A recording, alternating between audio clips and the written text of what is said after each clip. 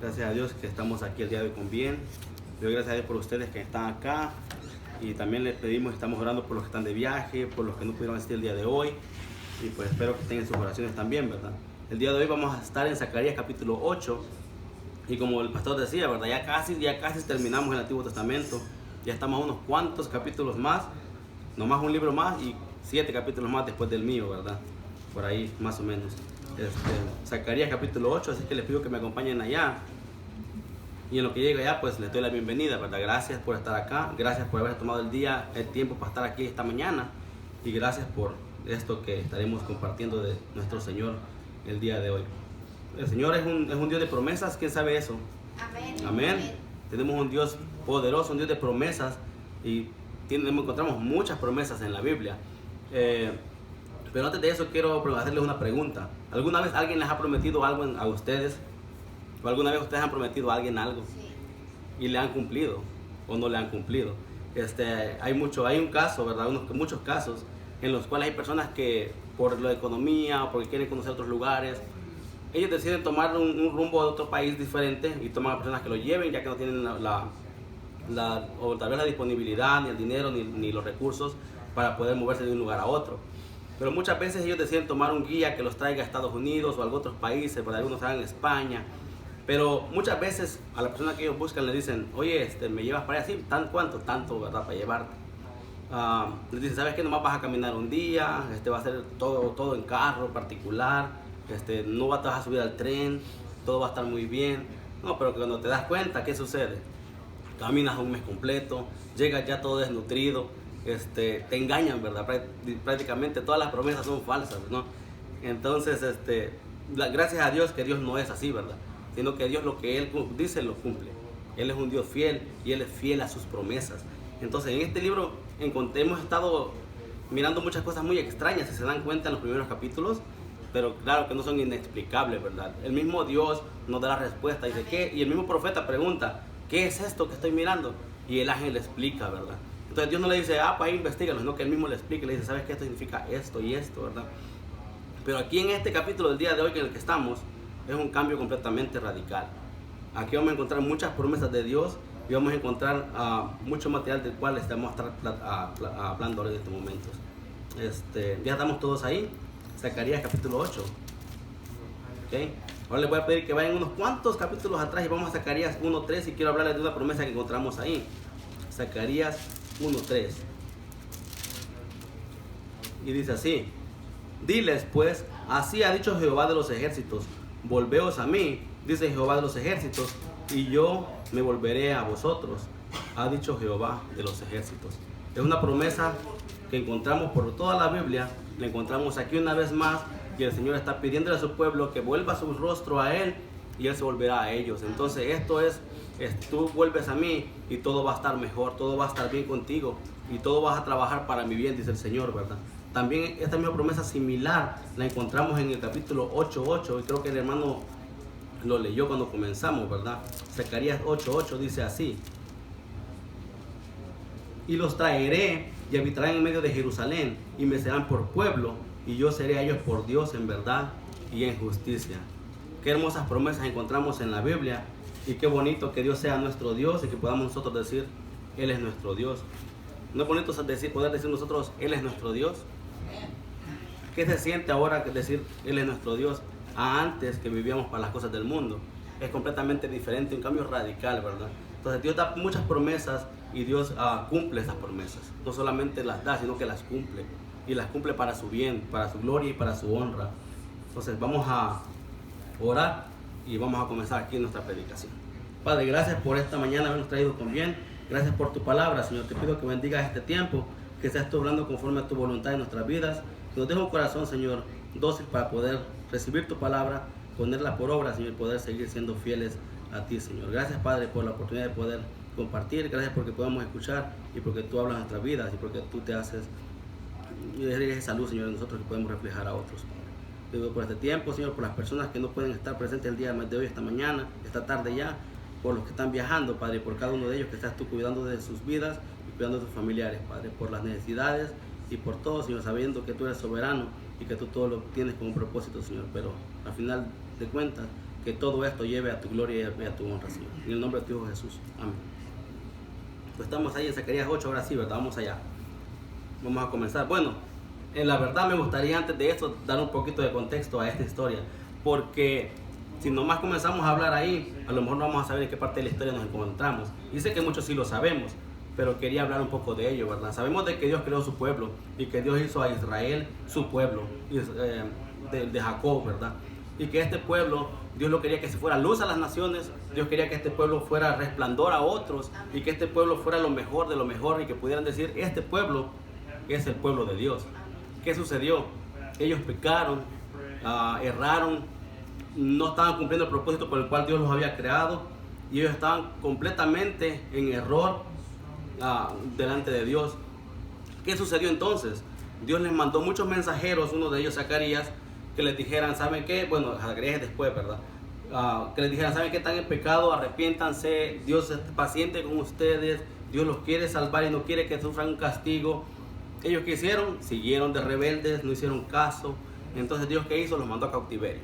Estuvieron en cautiverio por 70 años y ellos estuvieron en ese cautiverio y estuvieron ahí pagando su error, ¿verdad? Entonces la ira de Dios se hizo en ellos efectiva cuando los mandó al cautiverio y pudieron estar ese tiempo. Y ahí era una promesa, Dios les dijo, van a estar por 70 años ahí. ¿Y cuántos años estuvieron ahí? 70 años. Entonces, ahorita nos encontramos justo después de eso. Ahorita nos encontramos justo cuando ellos están regresando del cautiverio. ¿Sí? Ellos ya pasaron ese cautiverio y ahora están regresando de nuevo. Pero ¿qué sucedió? No encontraron las cosas como estaban antes. Ellos tenían un templo grandísimo. Ellos tenían la adoración al Señor. Ellos tenían la palabra del Señor. Ellos tenían todo bien antes de esto y ellos lo estaban usando para mal. Entonces, ¿qué sucede ahorita cuando ellos regresan? El templo está destruido, no hay nada, no hay murallas, no hay, pues todo está mal, ¿verdad? Entonces ellos están regresando y ¿qué tienen que hacer? Restaurar, reconstruir. Entonces ahora que estamos haciendo nosotros en este capítulo, estamos viendo que van a estar reedificando. Pero aquí encontramos promesas de Dios. Dice, no todo va a quedar como está. Yo lo voy a hacer por ustedes, ¿verdad? Y vemos de que ahí van a haber problemas, van a haber dificultades, pero como cantamos, ¿verdad? La confianza tenía que estar puesta en el Señor porque Él era su roca, ¿verdad? Su roca eterna. Entonces en esta parte nos encontramos ahora, en esta parte donde ellos están de regreso y van a estar aquí construyendo y van a estar pasando muchas cosas. Nuestro hermano Sergio nos compartía de que estaban comenzando la adoración nuevamente al Señor. No solamente iban a reconstruir el templo y las murallas, tenían que reconstruir también la adoración al Señor. Eso era lo más importante, porque de nada servía que ellos regresaran y construyeran un templo grande y hicieran lo mismo que estaban haciendo. Tenían ellos que volver a construir también la adoración al Señor. Tenían que volver a adorar al Señor de la forma en la que Él deseaba que se hiciera. Entonces era lo más importante y lo que tenía que suceder acá. Entonces ya sabemos dónde nos encontramos ahora, ¿verdad? El pueblo pecó, se fue a cautiverio y están regresando ahora del cautiverio y Dios está cumpliendo esta promesa de restauración en ellos. Ya los ha traído de regreso.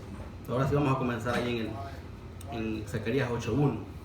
Vamos a leer juntos y dice, vino a mí palabra de Jehová de los ejércitos diciendo, así ha dicho Jehová de los ejércitos, celé a Sión con gran celo y con gran ira lo celé. No sé si se dieron cuenta ustedes en el versículo que les leí al comienzo, en el 1:3, pero mencionó Jehová de los ejércitos mínimo 3 veces consecutivas. Aquí lo volvemos a encontrar otras veces más consecutivamente. No sé para ustedes qué tan importante sea el segundo nombre que usted le da a Jehová. Sabemos que su nombre es Jehová, pero ¿qué significa de los ejércitos en este punto específico? Se está significando de que Jehová es más poderoso que cualquier otro, que Él es soberano y que nadie puede contra Él. Entonces, de los ejércitos que hay, Jehová es de los ejércitos superiores. Él controla todo y Él está antes que todo. Entonces, Él es superior a todo, ¿verdad? El profeta Zacarías reconoce de la grandeza de Dios al él decir Jehová de los ejércitos, porque Él está diciendo, Él es superior a todo lo que yo puedo ver y conocer en este momento. ¿Acaso ustedes tienen un nombre que pueda darle a Jehová después de su nombre o a Jesucristo? Muchos podemos decir Jesucristo nuestro Salvador, y eso es algo que lo hace a Él, es algo específico para su vida, porque si usted dice Jehová es mi Salvador, usted se está apoderando de esa promesa. Usted se está diciendo, ¿sabe qué? Él es mi Salvador. Hay algo que usted reconoce de Jehová que lo haga verse y reflejar quién Él es. Vamos a encontrar en el libro de Salmos, Altísimo, algo parecido a Él. Estas son partes de sus atributos del Señor. Encontramos también soberano, rey, majestuoso. Encontramos muchos atributos del Señor que podemos apropiar en nuestras vidas. Él es tu sustentador, Él es tu proveedor. ¿Qué atributo de Él tú tomas a tu vida y se refleja en tu vida en estos momentos?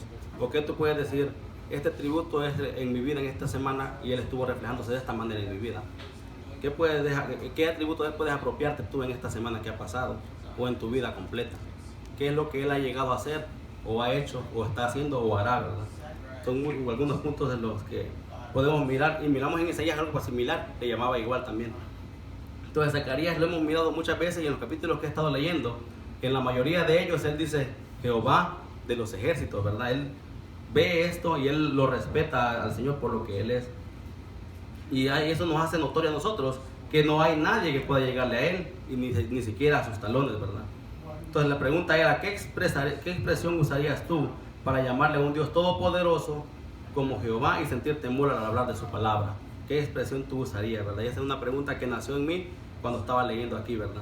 ¿Qué expresión usarías tú para llamarle a un Dios todopoderoso que es Jehová y sentir ese temor de su palabra al hablar y respeto hacia su nombre y quién Él es, ¿verdad? Entonces eso es lo que yo encontré en el versículo 1. El versículo 2 tiene algo muy interesante, porque dice, celé a Sión con gran celo y con gran ira lo celé. Los celos, hemos estado hablando un poquito de esto en los estudios en casa. ¿Qué son los celos? Pues nosotros carnalmente decimos, ¿sabes qué? Celo es sentir de que esta persona está con alguien más y es mía, ¿verdad? Se podría explicar de esa manera, ¿no? Porque la ira, ¿qué es la ira? Bueno, yo me pongo enojado cuando alguien hace lo que no es mi voluntad y no me gusta, ¿verdad? Me voy a enojar, me voy a irar. Esas son las partes en las que entendemos como ira y celo de nosotros, como humanos, como personas. Ahora, el celo y la ira de Dios, ¿cómo lo vamos a reflejar? Porque Dios no podría encelarse como nosotros, ni podría airarse como nosotros. Tiene que ser diferente. ¿Cuál es el celo de Dios y cuál es la ira de Dios que reflejó en su pueblo para esta cautividad? ¿O por qué lo hizo? Pues dice ahí que con celo y con gran ira los había celado, ¿verdad? ¿Cómo reflejó su ira y cómo reflejó su celo ante su pueblo? Entonces vamos a tomarnos un poquito aquí de tiempo para poder entender qué es esto y cómo lo hizo, ¿verdad? Cómo Dios va a hacer la nación y por qué el celo y la ira de Dios van juntos en esta parte, en esta porción. ¿Quién es Sión? Es Jerusalén, ¿verdad? Es la ciudad santa, es su pueblo, el pueblo de Dios. ¿Por qué Dios lo celó y por qué tuvo ira en este momento y por qué van juntas estas dos palabras? ¿A qué nos referimos cuando decimos celo y ira? Palabras que nacen cuando estamos estudiando este versículo, el versículo 2. Sabemos que Dios es santo, ¿verdad? ¿Y qué significa cuando decimos que Dios es santo? Que es apartado, que es retirado fuera de todo lo malo, lo carnal, lo que nosotros somos santos cuando venimos a Él, pero lastimosamente nos ensuciamos. Venimos a Él, volvemos a apartarnos nuevamente para su servicio, para Él, nos ensuciamos nuevamente y lo tenemos en un lugar donde llegar. Ahora, Él no se ensucia, Él es santo todo el tiempo. Él es santo, santo, santo, y no hay ninguna mancha en Él. Entonces Dios es santo, Él está separado del pecado y dedicado a mantener su honor todo el tiempo. Entonces, siendo Él mismo, Él exige esa norma de santidad para nosotros. Él nos dice, sed santos porque yo soy santo, ¿verdad? ¿Dónde encontramos eso? Primera de Pedro 1:16 nos lo dice, como lo dice en el Antiguo Testamento también. Él dice, sed santos porque yo soy santo, ¿verdad? Entonces, Él nos exige algo. Él nos exige que tengamos santidad en nuestras vidas. Porque sin esa santidad no podríamos verle a Él. Si nosotros estamos sucios, no podemos llegarle a un Dios santo. Necesitamos a fuerza ser lavados antes de eso. Vamos a pedirle perdón a Él. Él nos va a lavar, nos va a salvar. Si somos salvos, vamos a pedirle perdón a Él. Y por medio de la santidad podemos acercarnos a Él y pedirle conforme a su voluntad. Entonces, Dios es santo y por eso el pecado y todo eso no puede llegar a Él. Y Él está decidido a mantener sus honores de santidad. Porque si Él dice, yo soy santo, ¿qué es eso? Una afirmación. Si Él está afirmando que Él es santo, prácticamente Él no puede no ser santo, ¿entiendes? Si Dios dice, yo soy santo, Él está afirmando lo que Él es. No puede haber ahí ningún margen de error en esa afirmación, ¿verdad? Entonces, si Él está dedicado a mantener su honor, ¿qué es lo que Él va a hacer con las personas que no están siguiéndole a Él, o las personas que no quieren continuar sus pasos. ¿Qué es lo que va a suceder? Y es lo que vamos a estar mirando aquí, ¿verdad? ¿Por qué puede Dios en su ira castigar a las personas y no hacerlo, ¿verdad? Si tenemos un Dios de amor todopoderoso. Entonces ahora seguimos aquí. El celo de Dios se puede definir como que Dios continuamente procura proteger su honor. Ese es el celo de Dios también, ¿verdad? En su santidad, Él procura todo el tiempo mantener su honor. Entonces eso lo lleva a Él a tener un celo ante los que no están continuamente queriendo mantener su honor. Si nosotros continuamente queremos hacer la maldad, estamos deshonrándolo a Él. No estamos cumpliendo su propósito en su vida. Entonces, si nosotros estamos en pecados, no estamos cumpliendo lo que Él nos ha pedido hacer, sino que estamos prácticamente queriendo que Él acepte nuestro pecado, pero Él no lo va a hacer. ¿Por qué? Porque Dios continuamente procura proteger su honor de santidad, y eso lo va a llevar al celo de las personas que están en contra de esto, ¿verdad? Éxodo 25 dice: no lo adoraréis ni lo serviráis, porque yo, el Señor tu Dios, soy Dios celoso. Dios está ahí declarando de que Él es celoso contra todas estas idolatrías ante nuestras vidas. Cuando nosotros tenemos idolatría, servimos a dioses extraños, hay un celo de parte de Dios para nosotros, porque no estamos haciendo lo que es su voluntad. ¿Qué pasa si su iglesia se dedica a hacer otras cosas que son diferentes a lo que es su voluntad? Él va a tener celo de su iglesia. Lo hemos reflejado ante su pueblo cuando Él lo hacía anteriormente, y cuando Él les dice, ¿verdad? Y los compara con un marido y su esposa, ¿verdad? Para que ellos puedan entender a qué se está refiriendo. Entonces, sería prácticamente erróneo querer proteger mi honor, mi orgullo y mi celo sabiendo que soy un pecador. Entonces, mejor la vida la ponemos ahí, la dedicamos a proteger el celo de Dios. Porque si yo quiero hacer lo que yo soy, prácticamente yo soy un pecador como todos lo somos. Pero si yo dedico mi vida a proteger el celo de Dios, voy a poner mi vida en el lugar adecuado y en el lugar donde debe de estar, ¿verdad? Donde debe de continuar. Entonces, si nosotros vemos de que el celo de Dios y su santidad son esto, podemos nosotros asimilar de que la ira de Dios es justificada. Porque si nosotros estamos haciendo lo contrario a lo que es su voluntad y a su santidad, Él tiene todo el derecho para poder ponernos en el carril nuevamente. Él puede tomar parte y poder regresarnos al lugar donde deberíamos de estar. Por eso es que dice Él de que Él castiga a sus hijos y los educa, ¿verdad? Para que ellos vuelvan otra vez a su lugar y puedan servirle a Él nuevamente. Entonces la ira de Dios es contra el pecado, efectivamente, y está perfectamente justificada, ya que el pecado es todo lo opuesto a lo bueno y lo correcto. La ira de Dios quiere decir que Él detesta fervientemente todo el pecado. ¿Y cómo sabemos esto? Porque tú no puedes amar a algo sin odiar a otra cosa. Tú no puedes amar lo correcto sin odiar el pecado. No podrías hacer eso. Entonces, ¿qué es lo que tú deseas hacer en tu corazón? Tú deseas que lo que está mal también venga lo bueno, ¿verdad? ¿Cómo lo vas a lograr? ¿Por qué Dios al final de cuentas mandó a su pueblo a cautiverio? Porque ya había llegado el colmo de su paciencia, ¿verdad? Ya había llegado hasta el final, ya no se podía soportar más. ¿Por qué Dios destruyó a Sodoma y Gomorra? Porque ya estaba hasta el colmo de su paciencia, ¿verdad? Ya estaba todo donde ya no se podía. ¿Por qué Dios mandó la inundación? Porque ya estaba hasta el límite ya de pecado, de destrucción. ¿Por qué Dios hizo todas estas cosas? Porque ha llegado a un límite. O sea, Dios es paciente, Dios es de amor, Dios tiene amor por toda la humanidad, Dios tiene todo, ¿verdad? Pero hay un límite. Dios no solamente es puro amor, ni solamente es puro perdón, sino que Él todo tiene un límite también. Si nosotros seguimos nuestra vida deshonrándole a Él, porque a nosotros hacer algo, si la gente sabe que somos cristianos y hacemos cosas en contra de la voluntad de Dios, lo estamos deshonrando a Él. Y es lo que el pueblo estaba haciendo. El pueblo había sido creado para traer luz a las naciones, y en lugar de eso estaba trayendo tinieblas. Entonces Dios dijo, ¿saben qué? Pues ustedes están haciendo todo lo contrario y se van a cautiverio por tanto tiempo. Este es el regreso, ¿verdad? Aquí vamos a encontrar las promesas después de eso. Pero te puedo explicar un poco del celo y la ira de Dios que tuvo con su pueblo. Entonces, si nosotros lo miramos, dice, celé a Sión con gran celo y con gran ira lo celé. O sea, no lo está celando en este momento, sino que está hablando ya del regreso, ¿verdad? Él lo hizo de esta manera. y nos está explicando por qué lo hizo así. ¿Por qué lo celó? Porque lo amaba, porque es su pueblo. Entonces no vamos a decir que está despegado del amor, del celo, está junto ahí. Pero Él es santo y en su santidad Él quería que este pueblo le sirviera a Él solamente. Entonces tuvo que celarlo y se tuvo que irar contra Él a causa de eso. No sé si podemos entender un poquito más ahora este versículo, ¿verdad?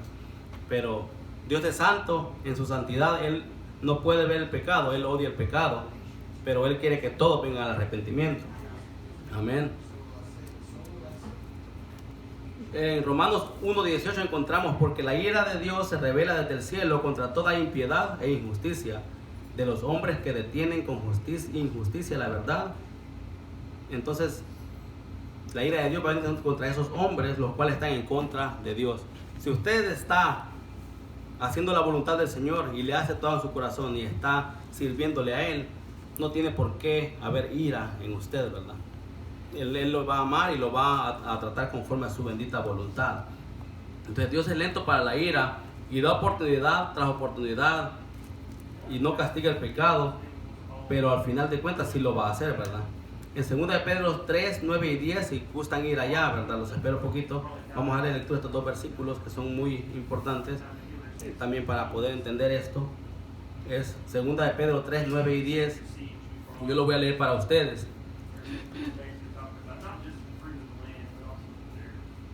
Dice así, ¿estamos todos ahí? Amén. El Señor no retarda su promesa, según algunos lo tienen por tardanza, sino que es paciente para con nosotros, no queriendo que ninguno perezca, sino que todos procedan al arrepentimiento. Y el 10 dice: pero el día del Señor vendrá como ladrón en la noche, en el cual los cielos pasarán con gran estruendo, y los elementos ardiendo serán deshechos, y la tierra y las obras que en ella hay serán quemadas. Entonces no está solamente diciendo que el Señor te da su promesa para que todos se salven, sino que está diciendo que el día del Señor viene también, al mismo tiempo. No solamente está diciendo, Él te espera hasta que te arrepientas, así que puedes tardarte lo que tú quieras. No está diciendo eso. Está diciendo, arrepiéntete ya, porque el día del Señor viene. Hazlo ahora, no te tardes, porque el día del Señor viene. Y todo esto pasará, ¿verdad? Y tienes que buscar de Él en este tiempo, ahorita mismo. O sea, sí ha sido lento para la ira y se está tardando, pero hazlo ya, arrepiéntete, ¿verdad? No quiere decir, porque muchos piensan de que no es cierto, mira cómo se tarda, pero no está diciendo eso. Es un llamado que te arrepientas ahora mismo, ¿verdad? No que te esperes más tiempo en arrepentirte. No te está diciendo, tómate tu tiempo para arrepentirte, que Dios te va a esperar. No es esa promesa, ¿verdad? Él dice, arrepiéntete ahora mismo, porque el día del Señor viene y será como un ladrón en la noche. No sabes cuándo va a ser. Si tú dices, me voy a arrepentir a la última hora, cuando esté en el hospital ya muriéndome ya, al último día. De ahí, cuando sientes que ya me voy a morir, ahí me voy a arrepentir. A lo mejor pasa un accidente, se explota tu carro, te mueres al instante, no te va a dar tiempo de arrepentirte. Hazlo ahora, hazlo ya, ¿verdad? Busca al Señor cuando puede ser hallado, ahora mismo. Pero ¿saben qué es lo más importante en este punto acá? Hemos aprendido de qué es la ira de Dios, hemos aprendido qué es el celo de Dios, hemos aprendido un poquito del amor de Dios, hemos visto en dónde nos encontramos de la historia, ¿verdad? Pero lo más importante de todo desde este versículo es que ese celo y esa ira del Señor fue derramada sobre Jesucristo. ¿Sabían eso? Porque si ese celo y esa ira no hubieran sido derramadas sobre Él, no pudiéramos nosotros aceptarle a Él como nuestro Señor y Salvador. Porque toda esa ira caería sobre nosotros. Todo el celo y la ira de Él caería sobre nosotros. Porque todos los que estamos en contra del Señor vamos a tener que soportar esa ira. Y dice que es horrenda cosa caer en manos de un Dios vivo.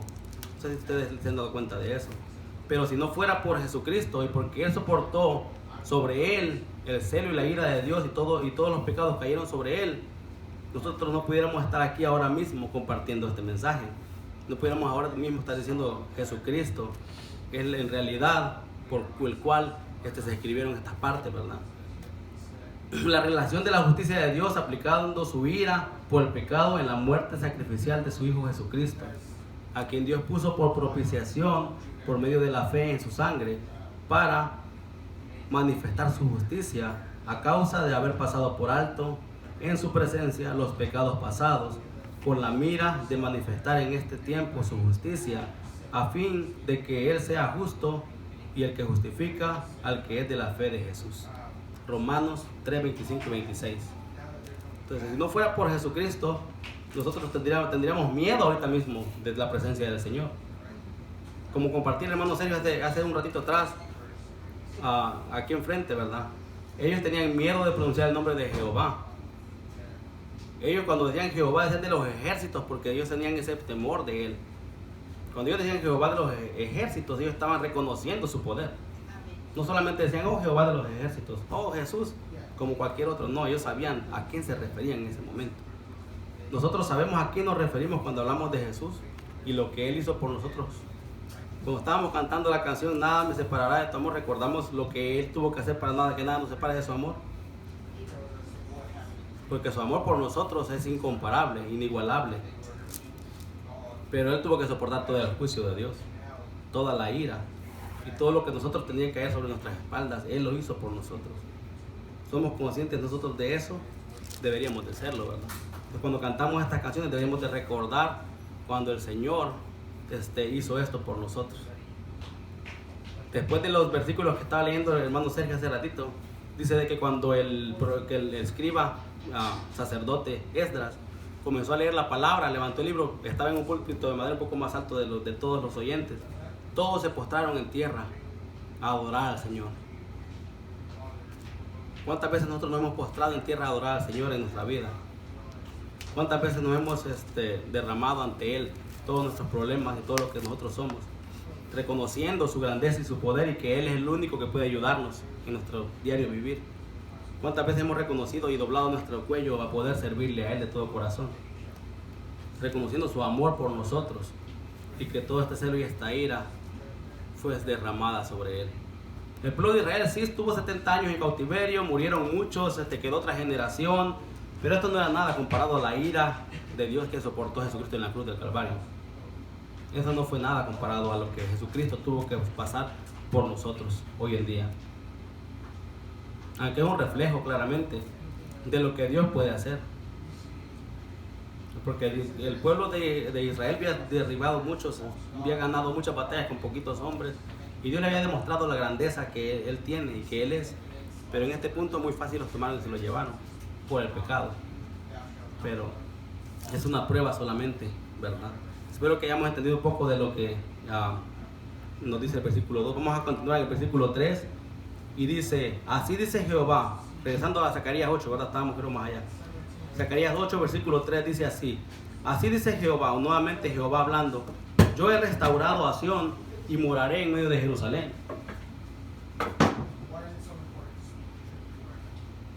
Y Jerusalén se llamará ciudad de la verdad y el monte de Jehová de los ejércitos, monte de santidad.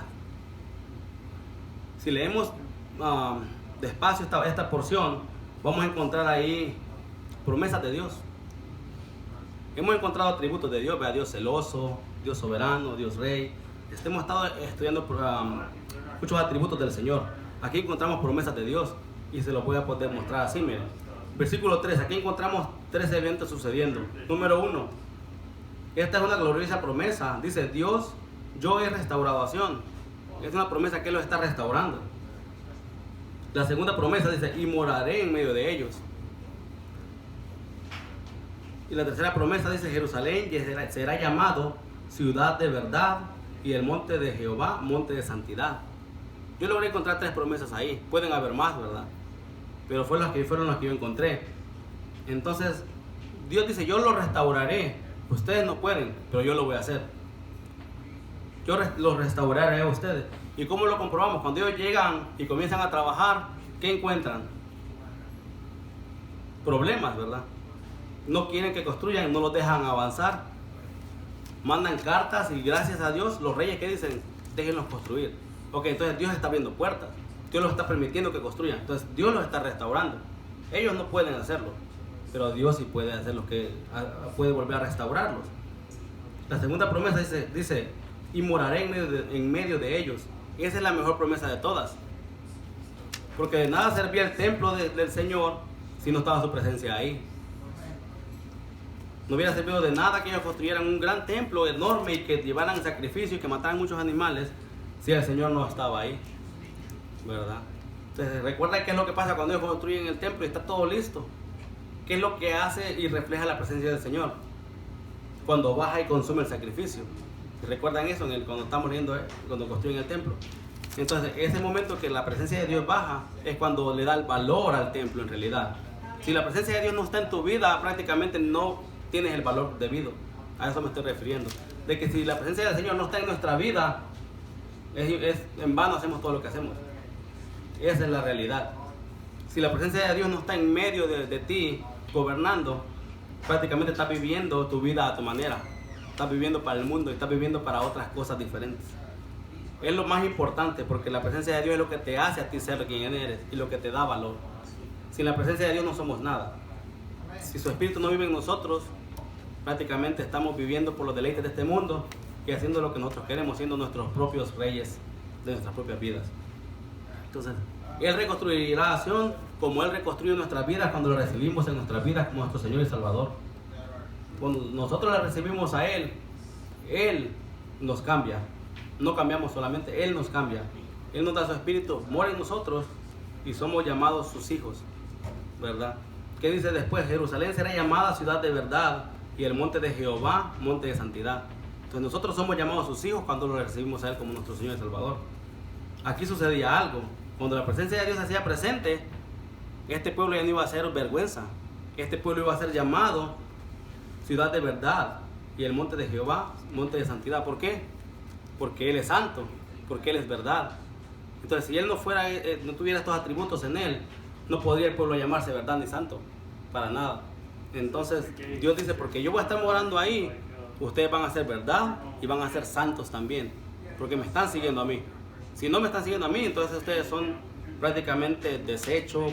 Ahorita vamos a leer un versículo para que nos demos cuenta de lo que me estoy refiriendo. Pero encontré estas tres hermosas promesas en el capítulo 3 y lo voy a leer otra vez a ustedes y dice así: así dice Jehová, y Jehová está hablando, ¿verdad? Esto le da valor a lo que se va a decir. Yo he restaurado a Sión y moraré en medio de Jerusalén, y Jerusalén se llamará ciudad de verdad y el monte de Jehová de los ejércitos, monte de santidad.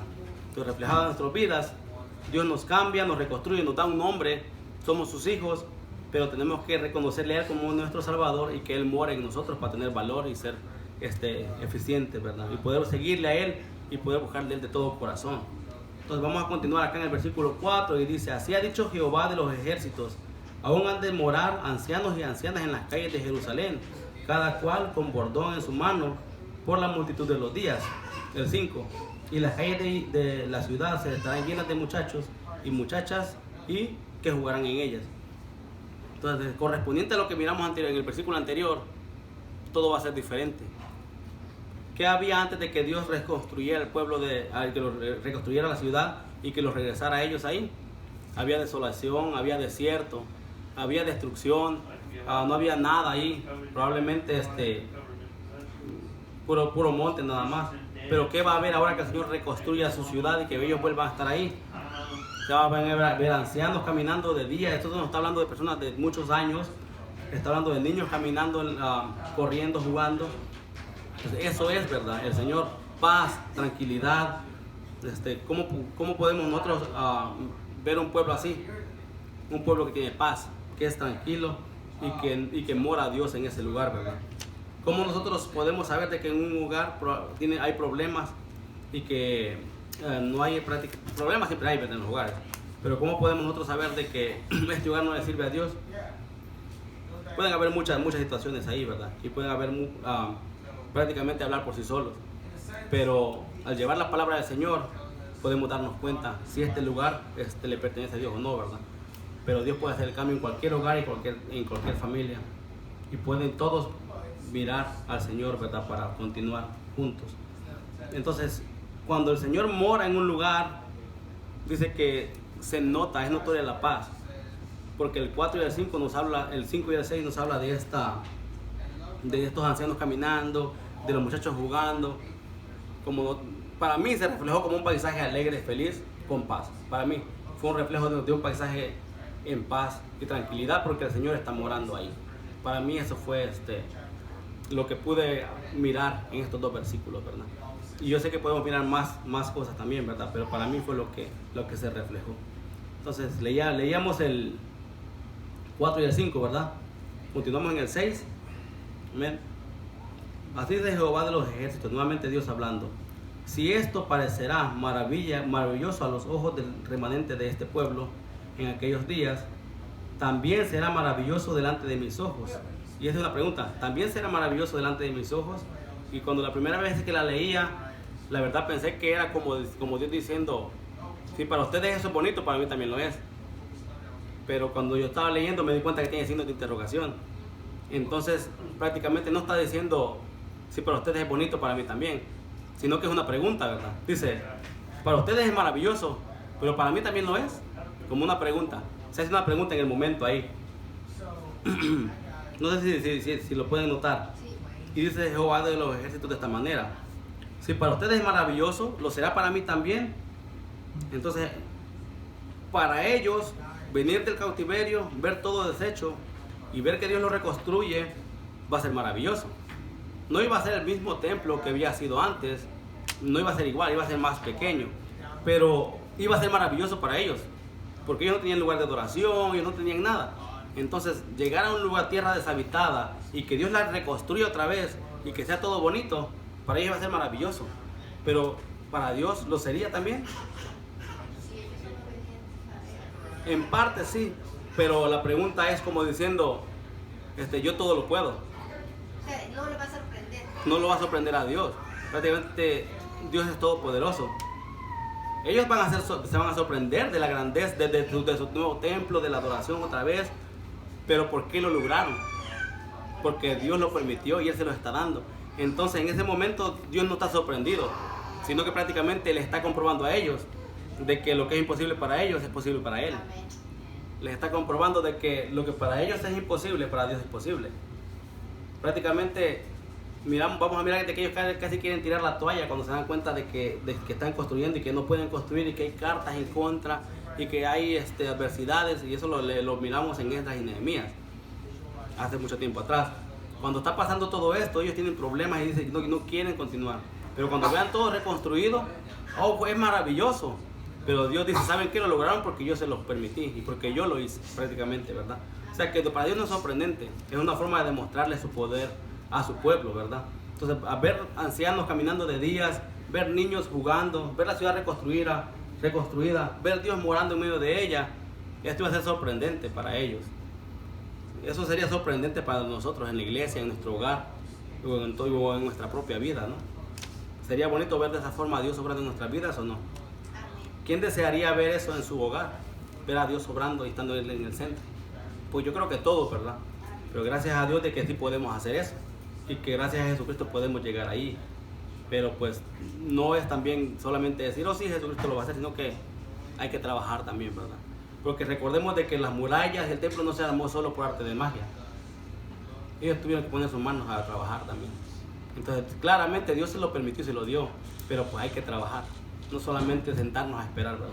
Entonces, hay que trabajar también. Pero claro, guiados por la voluntad y la soberanía de Dios, ¿verdad? Amén.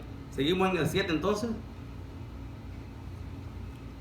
Dice, así ha dicho Jehová de los ejércitos. He aquí, yo salvo a mi pueblo de la tierra del oriente y de la tierra de donde se pone el sol. El 8. Y los traeré y habitarán en medio de Jerusalén y me serán por pueblo y yo seré a ellos por Dios en verdad y en justicia. Entonces Dios está lanzando otra promesa más acá, ¿verdad? Que los que había sucedido aquí también se habían todos esparcidos, ¿verdad? Habían por todos lados. Él está prometiendo que los va a traer de regreso para que vuelvan a ser nuevamente la ciudad que era y que él deseaba. Pero prácticamente estudiando muchos dan esta promesa que se cumplió solamente parcialmente, que es una promesa que se va a cumplir completamente para el día del Señor. No solamente estamos hablando de una promesa que se cumplió en aquel tiempo, sino que una promesa que Dios va a hacer en los últimos tiempos también, porque Dios traerá a todos a su lugar y Él va a venir, ¿verdad? Y hacer todo lo que miramos en la Biblia más adelante. Y vamos a estudiar, yo creo que no vamos llegando más allá, ¿verdad? No nos vamos a adelantar mucho ahorita, pero sí, Dios va a traer a su pueblo y Dios va a reconstruir otra vez todo, ¿verdad? Todas las cosas, ¿no? Pero muchos piensan de que esta promesa se cumplió solamente parcialmente en aquellos tiempos, porque Dios trajo del cautiverio y trajo muchas personas acá, ¿verdad? Pero que al final de los tiempos se cumplirá completamente. cuando Dios completamente traiga a todos y restaure todas las cosas. Entonces seguimos ahí, leí el 7 y el 8, ¿verdad? 9. Vamos a leer 9 y 10. Así ha dicho Jehová de los ejércitos: esfuércense vuestras manos, los que oís en estos días estas palabras de la boca de los profetas, desde el día que se echó el cimiento a la casa de Jehová de los ejércitos para edificar el templo. Porque antes de estos días no ha habido paga de hombre ni paga de bestia, ni hubo paz para el que salía ni para el que entraba, a causa del enemigo. Y yo dejé a todos los hombres, cada uno cual contra su compañero. Entonces Dios le está hablando aquí otra vez, ¿verdad? Dice: así ha dicho Jehová de los ejércitos. ¿Y cuántas veces ha repetido esto? Muchas veces, ¿verdad? Denotando el profeta de que el que está hablando de Jehová no está hablando él. Entonces Dios está diciendo aquí ahora en el versículos 9 y 10, de que escuchen esto que estaba pasando. Número 1 de lo que yo noté en este versículo: no había paz. Por lo que podemos leer ahí, estaba cada cual contra su compañero. No hay paz, hay problemas, ¿verdad? Cuando nosotros estamos en una vida que no tenemos paz, ¿qué es lo que debemos de hacer? Buscar del Señor, ¿verdad? Buscarle a Él. Que todos estaban uno contra otro. No había armonía. No hay paz, no hay armonía, hay problemas, ¿verdad? Había destrucción en lugar de bien. Son las cosas que yo puedo notar en estos dos versículos. Hay destrucción, no hay paz, no hay armonía, todo está mal. ¿Por qué está sucediendo esto? Dice el Señor.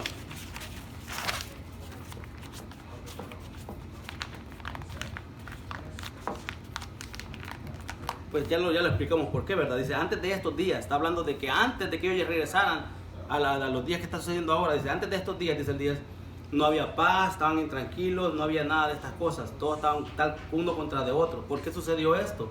Por el pecado de ellos. Entonces ellos estaban en pecado, Dios los manda a cautiverio, no había paz, ¿verdad? Toda era pura destrucción. Dicen aquí: antes de estos días no había paz, no había nada de esto.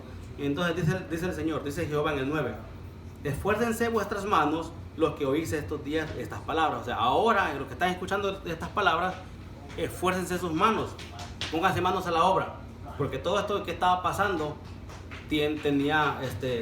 era por esto, ¿verdad? Entonces ahora que están escuchando estas palabras, pónganse las manos a la obra y pónganse a trabajar. El 9: los que oí estos días pues, estas palabras de la boca de los profetas, desde el día que se echó el cimiento de la casa de Jehová de los ejércitos para edificar el templo. Okay. Ustedes que están acá ahora, listos para edificar el templo, escuchen estas palabras y escúchenlas bien y hagan lo que les voy a pedir.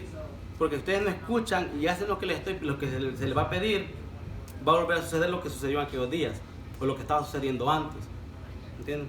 Lo que estaba sucediendo antes era que había problemas, no había paz, no había armonía, estaba uno contra de otro. Y es lo que dice el 10. Dice que no había ni paga, ni hubo paz para el que salía ni para el que entraba. O sea, Dios que decía cuando en la oración sacerdotal, Él puede dar tu entrada y tu salida. Y aquí que dice: no hay paz ni para el que entra ni para el que sale. O sea, todo lo contrario, ¿no? Prácticamente no había Dios ahí, no estaba Dios con ellos. Y es lo que está diciendo el 10. Ahora el 11 dice: ahora no lo haré con el remanente de este pueblo. O sea, todo esto que había sucedido lo estaba haciendo ¿por qué? Por la desobediencia y por el pecado. Ahora los que están acá listos para reconstruir, pónganse manos a la obra, porque esto ya no lo voy a hacer más con ustedes. Dice el 11: mas ahora no lo haré con el remanente de este pueblo, como en aquellos días pasados, dice Jehová de los ejércitos. Entonces todo esto que sucedió ya no lo haré más. Ahora tengo nuevos planes para ustedes, les está diciendo. El 12 dice: y sucederá que como fuisteis maldición entre las naciones, oh casa de Judá y casa de Israel, así os salvaré y seréis bendición. No temáis, mas esfuércense vuestras manos. ¿Por qué el énfasis que sus manos se esfuercen? Porque ellos tienen que cumplir la voluntad de Dios en este momento. Los que han regresado del cautiverio y están listos para reconstruir, ya echaron el cimiento, van a reconstruir. ¿Qué van a hacer ahora? Esfuércense sus manos, es el llamado, ¿verdad? Esfuércense sus manos, porque si no les puede pasar lo mismo que estaba pasando. Recuerdan lo que estaban pasando, les está diciendo el Señor. Recuerdan de que cada cual tenía problemas con el otro. Recuerdan de que no había paz, que le iba mal al que entraba y al que salía. Recuerdan todo esto, les está diciendo. Ahora, mis planes son diferentes ahora, les dice el 12. Yo quiero diferentes planes para ustedes. Y los planes que yo tengo para ustedes ahora son diferentes a los que sucedieron. Y vamos a mirar lo que estaba sucediendo acá. Ahora vamos un poquito atrás a Jeremías 29, 18 y vamos a mirar qué era lo que estaba sucediendo también ahí, ¿verdad? Porque prácticamente es la contraparte de lo que estaba sucediendo, de lo que va a suceder ahora. Jeremías 29, 18. ¿No estamos ahí? ¿Alguien le gustaría leerlo? Dice, los perseguiré con espada, con hambre, con pestilencia, y los daré por escarnio a todos los reinos de la tierra, por maldición y por espanto y por burla y por afrenta para todas las naciones entre las cuales los he arrojado. Todo lo contrario de lo que Dios les está prometiendo ahora. Entonces, ¿qué eran ellos para las otras naciones? No eran ese pueblo especial, no eran ese pueblo de Dios, no eran esa luz que debían de ser. Ellos lo que estaban haciendo para las naciones, ¿qué era en este momento? Eran escarnio, eran maldición, espanto, burla, afrenta. Todas las naciones podían ver todo esto en el pueblo de Dios. ¿Por qué? ¿Por qué decían eso? Por el pecado y por el que venía el tiempo de la cautividad, ¿verdad? Pero en estos momentos, Dios, ¿qué les está prometiendo? ¿Cuál es la promesa de Dios ahora en este momento? Les dice, ¿saben qué? Ustedes todo esto lo vivieron, pero mi promesa ahora es diferente para ustedes. Tengo nuevos planes, pero ¿saben qué? Sus manos tienen que esforzarse. No solamente va a suceder, 2 veces encontramos esfuerzos en sus manos. La primera vez lo encontramos en el versículo 11, ¿verdad? Mas ahora no lo haré con el remanente de este pueblo, como aquí en el 9, digo, en el 9. La primera vez lo encontramos en el 9. Y la otra vez lo encontramos acá, en el 12, ¿verdad? No, en el 11. Sí, en el 11. Dice, mas ahora no lo haré con el remanente de este pueblo, como en aquellos días pasados, dice Jehová de los ejércitos. Ya me tomo. Ok. Entonces, la contraparte del 29-18 era el versículo 13. Lo veíamos en el 13. Dice, y sucederá que como fuiste maldición entre las naciones, oh casa de Judá y casa de Israel, así os salvaré y seréis bendición. No temáis, mas esfuércense vuestras manos. Entonces nos lo dice en el 13 y nos lo acababa de decir en el 9 apenas, ¿verdad? Entonces, ¿saben qué? Como ustedes lo habían pasado todas estas cosas, ahora yo tengo nuevos planes para ustedes y todo será diferente. Ustedes fueron esto que veíamos en Jeremías 29, 18. Pero dice el Señor, ahora ya no serán más así. Ahora vendrá un cambio. Va a ser diferente. Dice, como ustedes mismos hubieran sido maldición, ahora dice, os salvaré y seréis bendición. No tengan miedo y continúen adelante, ¿verdad?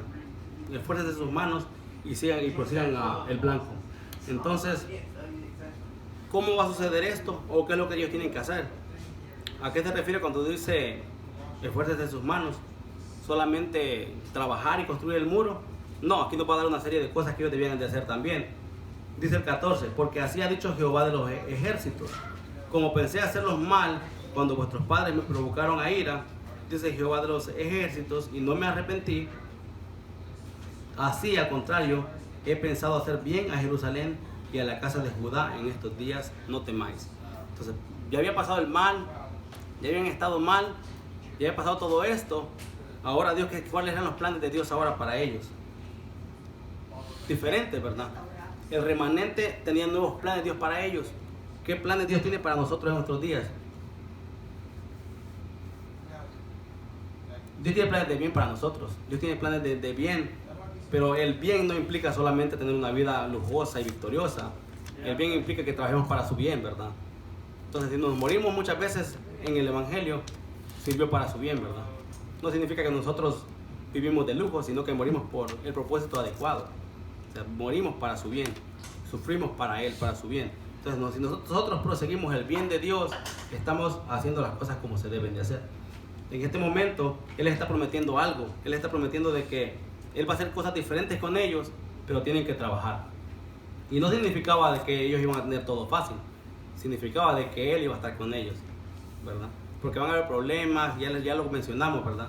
Entonces, no significaba que Dios les iba a poner todo en la mano para que lo hicieran, sino que Él estaba con ellos y que Él los iba a seguir adelante a victoria. Ahora,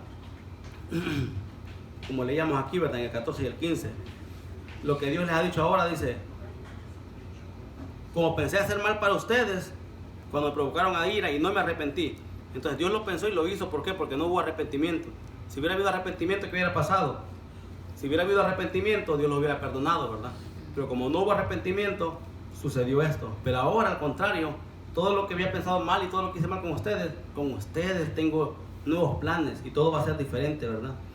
Entonces dice al contrario, dice el 15, he pensado hacer bien a Jerusalén y a la casa de Judá en estos días. No tengan miedo. Y no temáis, lo hemos encontrado muchas veces en la Biblia, porque con el Señor no podemos tener miedo a otras cosas, estamos con Él. Entonces seguimos ahí, ¿verdad? En el versículo 16. Entonces aquí encontramos una serie de cosas que tenemos que hacer. Y no solamente le está diciendo, siéntense a descansar y no hagan nada. El 16 dice, estas son las cosas que habéis de hacer. Hablad verdad, cada cual con su prójimo. Juzgad según la verdad y lo conducente a la paz en vuestras puertas. El 17, y ninguno de vosotros piense mal en su corazón contra su prójimo, ni améis el juramento falso, porque todas estas son cosas que aborrezco, dice Jehová. Entonces Dios les está dando ahí una serie de cosas las cuales Él aborrece, y aborrecer sabemos que es odiar. Entonces por eso yo les decía de que no puedes amar lo bueno si no aborreces lo malo. Dios dice, todas estas cosas yo las aborrezco, todas estas cosas a mí no me agradan. Entonces hagan estas cosas, esfuércense en sus manos, hagan estas cosas y vamos a continuar adelante, ¿verdad? Con esta reconstrucción del templo. Entonces Dios les está pidiendo de que las manos se las esfuercen, pero también les está pidiendo de que hagan cosas conforme a su bendita voluntad. Dios les está diciendo de que hagan las cosas que a Él le agradan, de que puedan seguir adelante siguiéndole a Él, haciendo su voluntad, ¿verdad? ¿Cómo lo van a hacer? Él les da una serie de cosas acá a ellos. ¿Cómo nosotros lo hacemos en nuestras vidas? ¿O cómo lo hacemos en estos tiempos? Si venimos a nuestros tiempos, ¿verdad? ¿Cómo hacemos nosotros esas cosas y cómo le agradamos a Él? ¿En qué forma podemos agradarle a Cristo? No sé si alguna vez te has preguntado cómo podemos nosotros agradar a Dios al servirle. ¿En qué forma podemos agradarle al Señor? ¿O qué debemos de hacer en nuestros tiempos, verdad? Si queremos saber qué es lo que hay que hacer, pues hay que leer la palabra de Dios y saber lo que Él desea de nosotros, ¿verdad? Desea que le adoremos, que le sirvamos y que hagamos su voluntad. ¿Cuál es la voluntad de Dios? Que le amemos a Él y a nuestro prójimo como a Él mismo, ¿verdad? Él mismo nos lo dijo. Entonces eso prácticamente abarca todo. No con lujo de detalle, pero abarca todo prácticamente. Amándole a Él, amamos a los demás. Amén. Si no le amamos a Él primero, va a ser un poco imposible para amar a los demás acá abajo. Entonces, si le amamos a Él, vamos a amar lo que es su voluntad, ¿verdad? Y eso es lo mismo que sucede en una relación de pareja, ¿no? Si el esposo y la esposa se aman, los dos van a amar una cosa. Pero si el esposo ama una cosa y la mujer ama otra cosa, van a ir caminando diferentes rumbos. Entonces va a ser prácticamente problema y tras problema, tras problema, tras problema.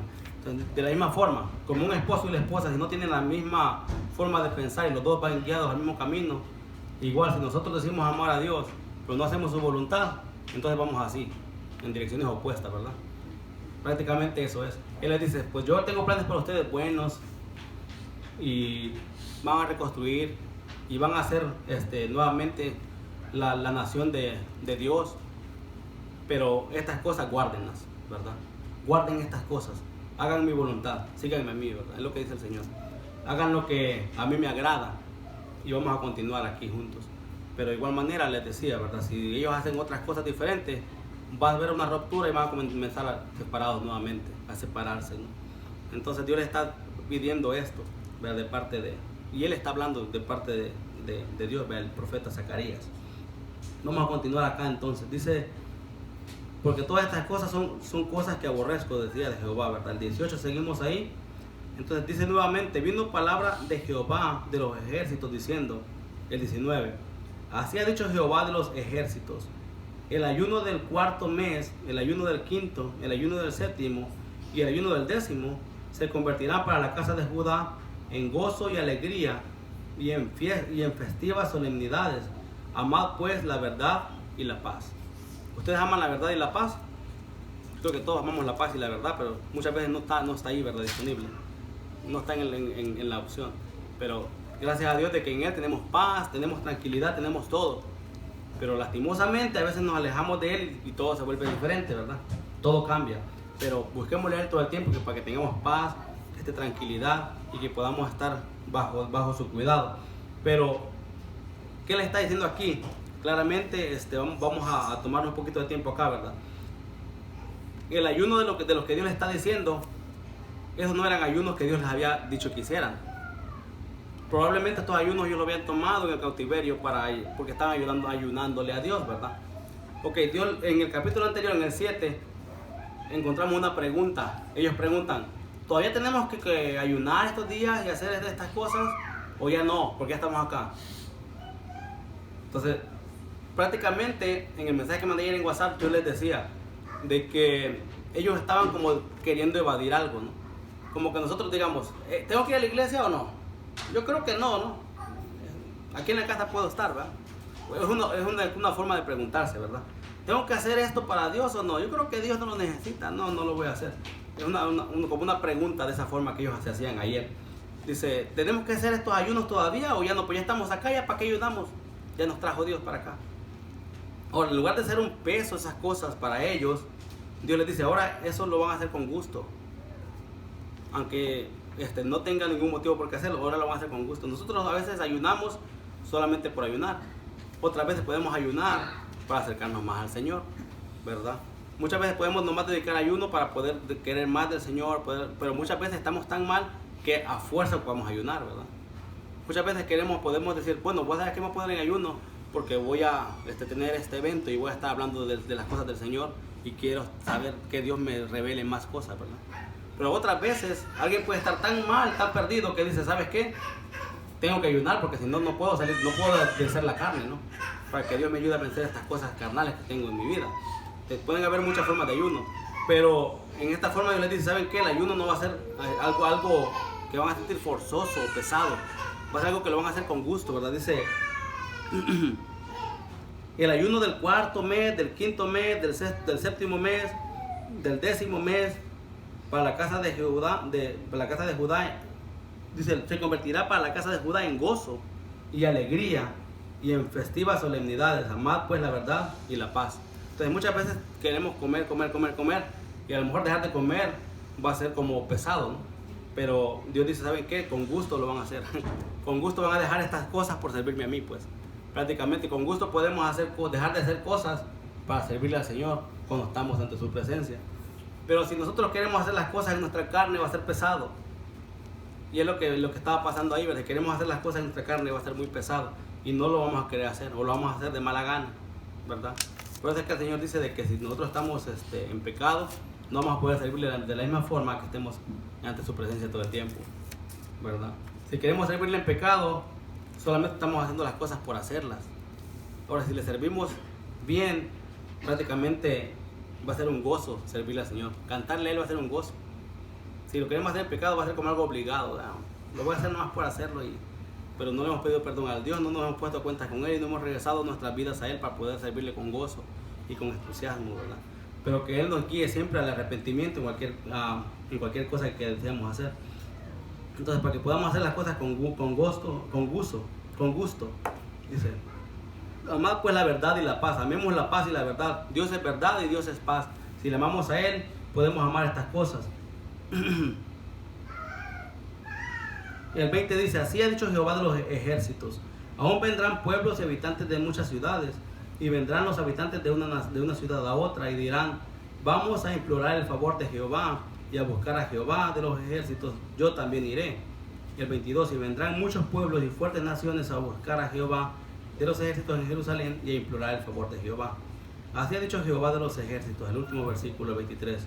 En aquellos días acontecerá que 10 hombres de las naciones de toda lengua tomarán del manto de un judío diciendo, iremos con vosotros, porque hemos oído que Dios está con nosotros. Oído que Dios está con vosotros. Al escuchar las personas de que Dios está con nosotros, ellos van a anhelar estar con nosotros. Al escuchar las personas que Dios está con nosotros, pero no lo reflejamos, ellos no van a querer estar con nosotros. Al querer nosotros reflejar a Dios, pero Dios no está en nuestro corazón, no lo vamos a poder hacer tampoco.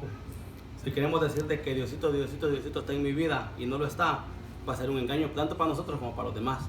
Entonces, gracias a Dios de que yo sé, ¿verdad?, de que Él ha obrado en la vida de cada uno de ustedes, en la vida mía, y de que Él ha cambiado muchas cosas de que uno hacía antes, con anterioridad, y que es notorio de que hubo un cambio en la vida, ¿verdad?, cotidiana, que cada día nos estamos transformando a su imagen, que cada día queremos buscar de Él, y que cada día podemos venir a Él con arrepentimiento y buscarle.